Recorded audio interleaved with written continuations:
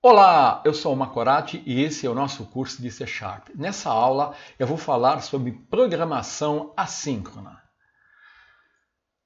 A programação síncrona ocorre na maioria das linguagens imperativas, incluindo as versões atuais do Visual Basic e da linguagem C Sharp. Na programação assíncrona, a execução dos métodos, ou das funções, ou dos procedimentos, ela é contínua. O programa é executado linha por linha, uma de cada vez. Assim, uma vez que uma thread de controle comece a executar um determinado método, ela ficará ocupada com essa tarefa até que a execução do método esteja concluída. Esse é o comportamento padrão, esse é o comportamento normal. Mas às vezes, essa continuidade, esse sincronismo, acaba acarretando um problema. Por quê? Quando uma função é chamada, a execução do programa tem que esperar até que a função retorne. E às vezes, não há nada que o método, que a função que foi chamada possa fazer para progredir, para continuar a execução. Tudo que ela pode fazer é esperar que algo aconteça, que a operação esteja concluída. Isso ocorre, por exemplo, quando está sendo feito um download do arquivo, quando estamos acessando um arquivo de banco de dados, ou estamos realizando um cálculo muito complexo em uma thread diferente. Dessa forma, o que acontece é que na programação síncrona, quando a chamada da função é feita, ela vai realizar a tarefa e só retorna depois que a tarefa estiver concluída. Eu vou mostrar um exemplo prático numa aplicação Windows Forms. Então eu vou abrir aqui o Visual Studio 2017. Eu tenho esse formulário Windows Forms e aqui eu vou executar, eu tenho um botão de comando e um list box. Então eu vou exibir o código desse botão. No evento clique deste botão, eu estou chamando esse método código síncrono. E aqui eu estou apenas inicialmente limpando o list box e escrevendo o texto linha 1, linha 2 no list box e estou fazendo uma chamada para uma função que consome muito tempo. Nessa função que consome muito tempo, eu estou aplicando um do events para liberar as mensagens para exibir no formulário e estou dando uma pausa de 5 segundos usando o método sleep aqui. E depois eu vou exibir a mensagem que a função terminou. Esse é um exemplo típico de programação síncrona, onde as linhas são executadas sequencialmente, em sincronismo. Vamos ver o comportamento dessa aplicação. Estou executando.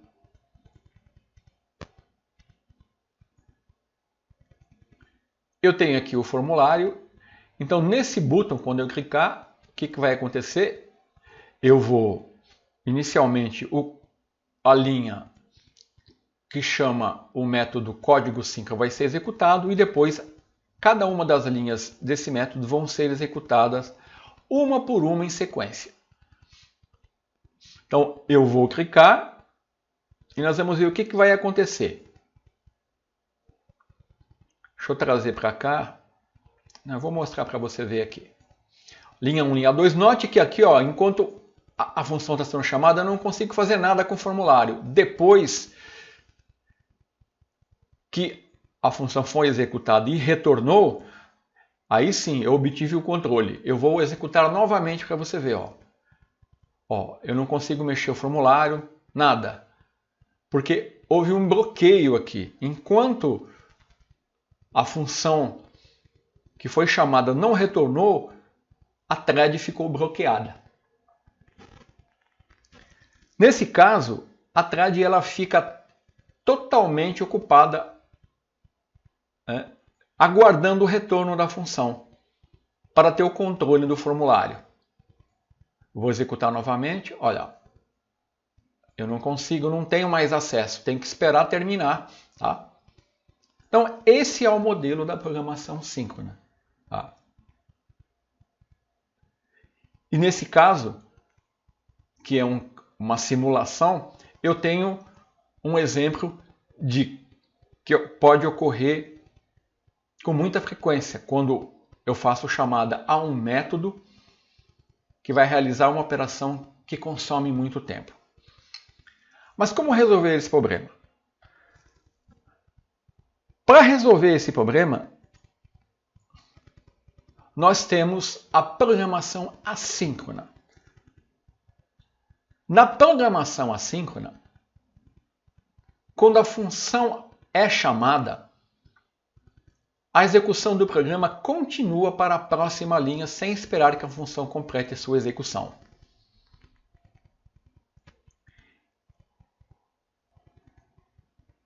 Dessa forma, no modelo da programação assíncrona, uma chamada de um método assíncrono irá retornar imediatamente para que o programa possa realizar outras operações enquanto um método chamado conclui seu trabalho em determinadas situações. O comportamento do método assíncrono é diferente do síncrono, porque um método assíncrono é realizado em uma thread separada. Nós criamos a thread começa a executar, mas o controle é imediatamente retornado para a thread que a chamou, enquanto a thread que nós criamos continua a executar. Então, nesse exemplo, vai ser executada a linha 1, a chamada da função ela é feita, mas o código continua sendo executada. Então, na linha 2, nós temos um callback para processar a função que consome muito tempo. Quando a execução da função terminar, o callback será chamado. Então, o callback é chamado no final do processamento. Então, o modelo da programação assíncrona melhora a resposta da aplicação e a experiência do usuário. Por quê? Porque no modelo síncrono, quando ocorre o bloqueio da thread, você faz com que o usuário tenha uma má experiência, porque a interface ela fica bloqueada. E o usuário não pode realizar nenhuma tarefa, ele tem que aguardar até que a tarefa realmente termine. Então é por isso que o modelo da programação síncrona ela é muito utilizado e ela está por todos os lados.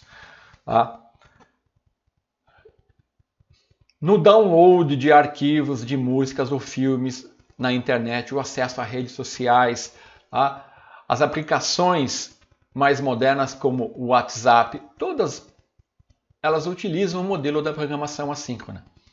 Então, toda vez que nós formos acessar arquivos e banco de dados ou trabalhar com imagens, geralmente se usa a programação assíncrona para que eu não tenha uma thread bloqueada e o usuário tenha que esperar que aquele serviço seja terminado para poder continuar realizando as outras operações. E como é que nós podemos fazer o tratamento na linguagem C# da programação assíncrona?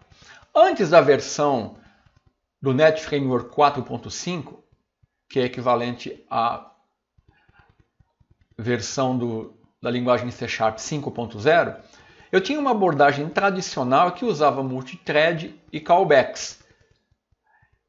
Eu poderia usar essa abordagem para tratar a programação assíncrona, para usar a programação assíncrona na linguagem C#. Só que ela tinha um inconveniente, ela era muito complexa e exigia muito do desenvolvedor. Com a versão 5.0 da linguagem C#, nós temos agora uma nova abordagem. Então, a partir da versão 4.5 da plataforma .NET, eu tenho uma abordagem que usa a programação assíncrona baseada em tarefa, onde eu vou usar o conceito de task e usar os modificadores ou os operadores async ou await. Então, nesse novo modelo de programação assíncrona, tá, eu trato basicamente com esses 4 conceitos.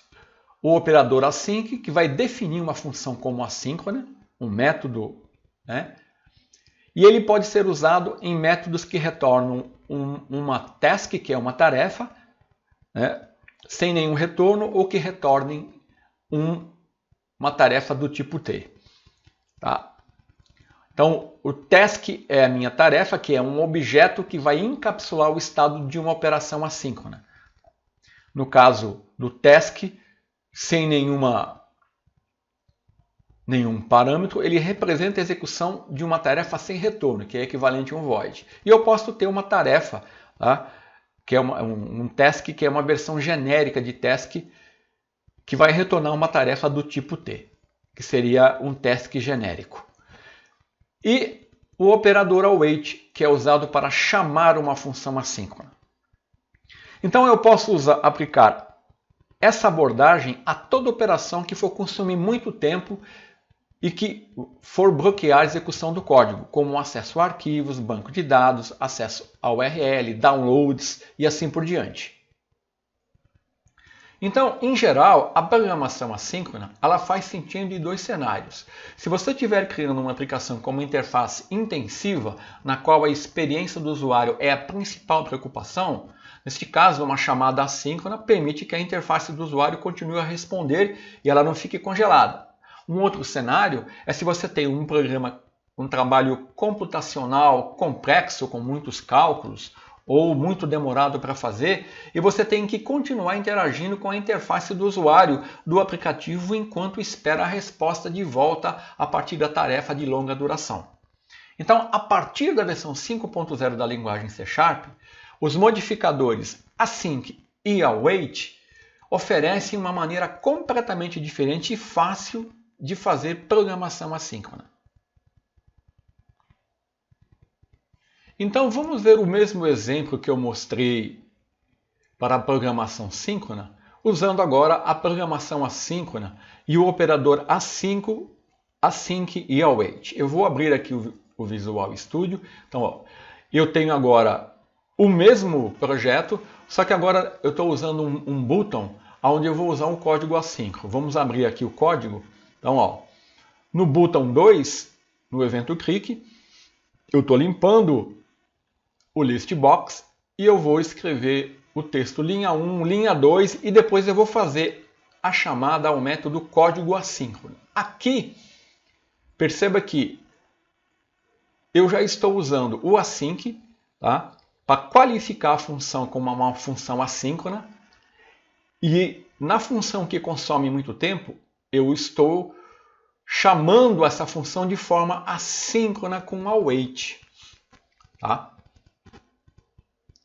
E essa função agora ela está me retornando uma task, que é uma tarefa, porque essa programação é baseada em tarefas. Então agora vamos ver o comportamento na programação assíncrona. Aqui nessa abordagem, a minha aplicação ela vai ficar completamente responsiva. Então eu vou executar.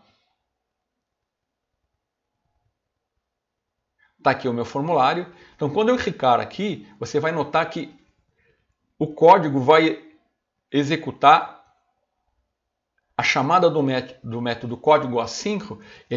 Ela vai ser chamada, esse método vai ser chamado, mas vai ser retornado imediatamente o controle para o chamador, que é aqui o evento void aqui do evento click do button 2. Tá? E ele vai continuar escrevendo e somente no final eu vou ter a mensagem, né, que o programa terminou depois que a operação terminar. Então eu não vou ter essa função que consome muito tempo, não vai bloquear, não vai congelar a minha aplicação. Então eu vou executar aqui. Então eu vou clicar ó, código síncrono. Olha lá, ó. Ele não terminou, agora que ele vai terminar. Quer ver? Ó.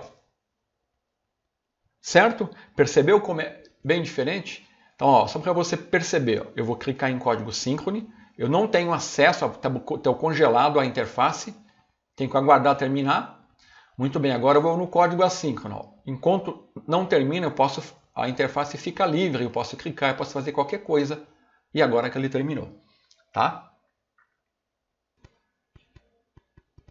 Então, qual que é a vantagem dessa abordagem? Dessa nova abordagem, né? Usando a programação assíncrona, né? Baseada em tarefa com async e await. Nessa abordagem, todo o esforço para contornar os problemas oriundos da programação assíncrona que existiam na abordagem tradicional e que os programadores tinham que fazer para que os seus métodos assíncronos pudessem funcionar, foi abstraído por esses novos recursos. Nessa abordagem, você pode apenas usar o recurso sem se preocupar com o que está ocorrendo nos bastidores. Ou pode querer, se você desejar, entender qual é o custo dessa abstração para você ter um controle maior e total sobre o seu código. Então agora eu vou mostrar um outro exemplo para você onde nós vamos usar essa nova abordagem. Então eu vou abrir aqui o Visual Studio 2017, a versão Community, e eu tenho aqui um formulário com um botão. Eu vou clicar nesse botão, eu estou no evento clique, e aqui eu vou fazer o seguinte. Vamos simular uma situação onde eu estou fazendo um download, né, de um arquivo, de uma página da web. Tá? Então vou aqui no evento clique, tá? Eu vou então definir aqui uma função que eu vou chamar, um método que eu vou chamar de download arquivo. E aqui eu vou dar um HTTP, eu vou informar aqui uma página, né? msdn microsoft.com. E aqui eu vou colocar uma message box para informar que o download foi concluído. Muito bem, então agora eu vou definir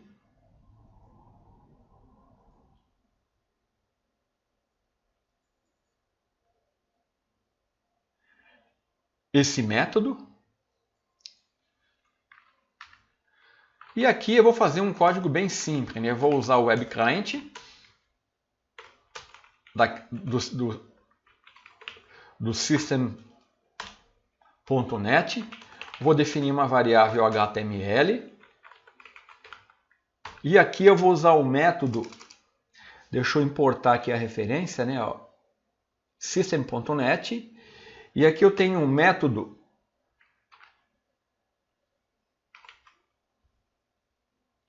download string, tá? Que eu vou fazer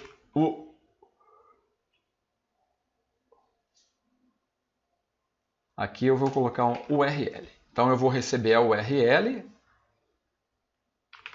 vou fazer um download, e depois que eu fizer o download, eu vou usar um stream writer para me escrever esse conteúdo aqui num. Então eu estou criando uma instância de stream writer, que é uma classe, né? Então aqui eu vou salvar aqui numa pasta que eu tenho aqui, pasta cdados resultado.html. E aqui eu vou dar aqui eu tenho que fazer incluir aqui deixa eu recolher aqui para você. Aqui eu vou colocar um arroba, né? E depois que eu receber o arquivo, eu vou pegar a minha instância de stream writer e vou escrever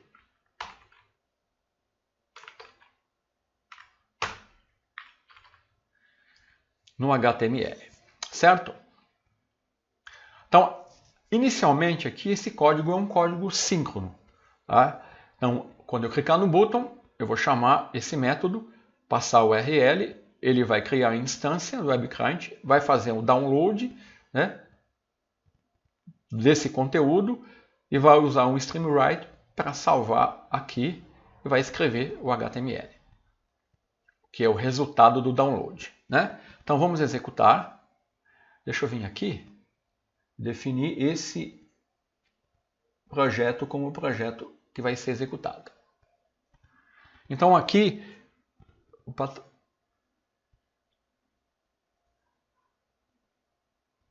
aqui ficou faltando, né? Vamos executar. Então quando eu clicar nesse botão, tá? Eu estou usando aqui o modelo de programação síncrona, tá? Então o que vai acontecer? Se esse download aqui, se esse download de arquivo HTML for consumir muito tempo, a minha página aqui, o meu formulário vai ficar congelado. Então eu vou clicar, olha lá, ó. Note que ele ficou congelado, está aguardando terminar. Agora que foi concluído o download, tá? Então o que eu vou fazer? Então eu tenho aqui um cenário onde eu preciso usar a programação assíncrona, tá? De forma que o meu usuário, tá, não fique com o formulário congelado. Então vamos lá.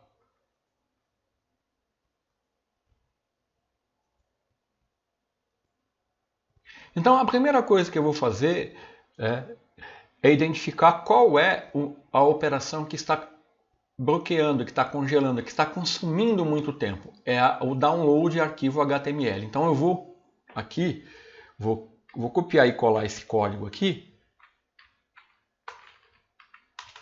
e vou mudar o nome dele. Eu vou criar um método tornando ele assíncrono.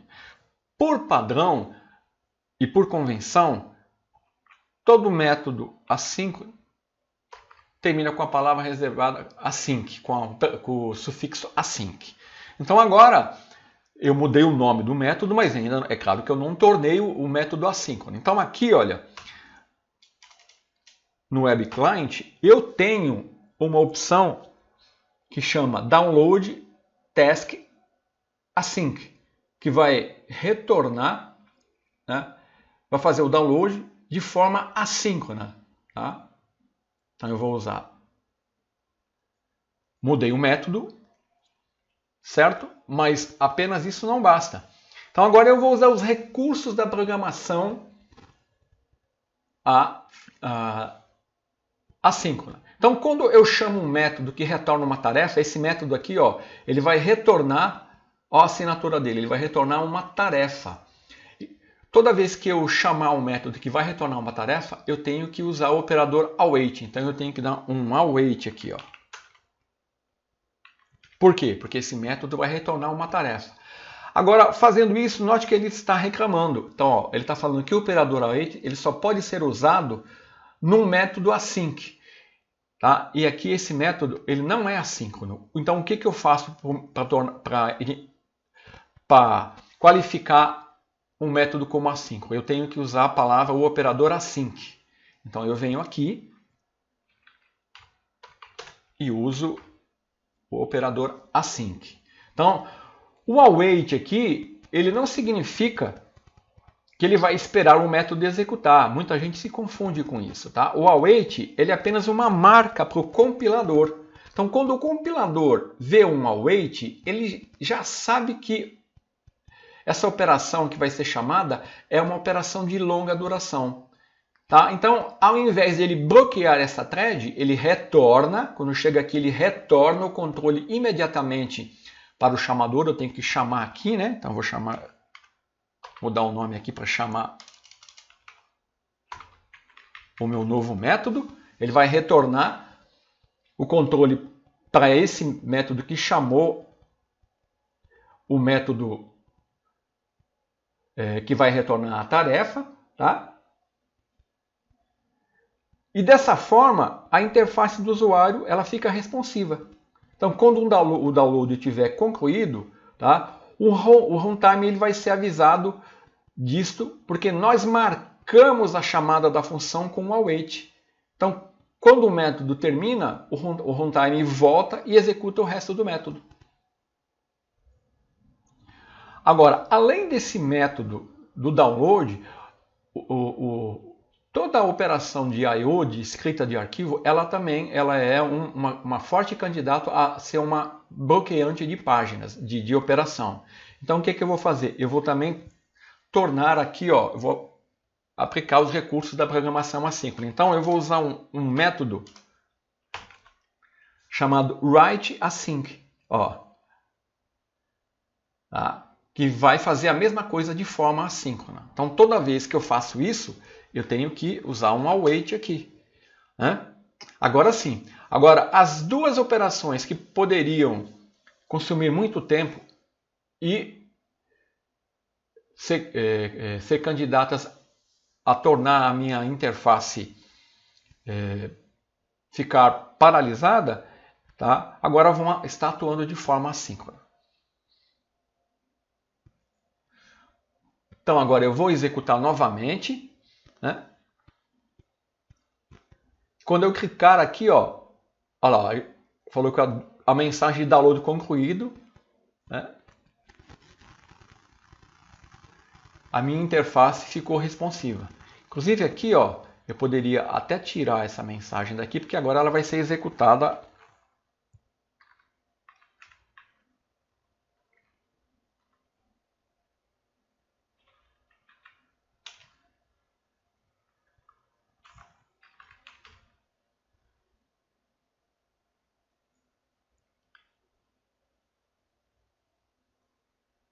em sequência, né? Olha lá. Cliquei. Agora sim. Então, é assim que nós trabalhamos nessa abordagem. Ela é muito simples, né? Mas você poderia estar pensando, até o momento, eu trabalhei aqui com formulários, com aplicações desktop. E o que acontece quando eu estiver trabalhando com aplicações web?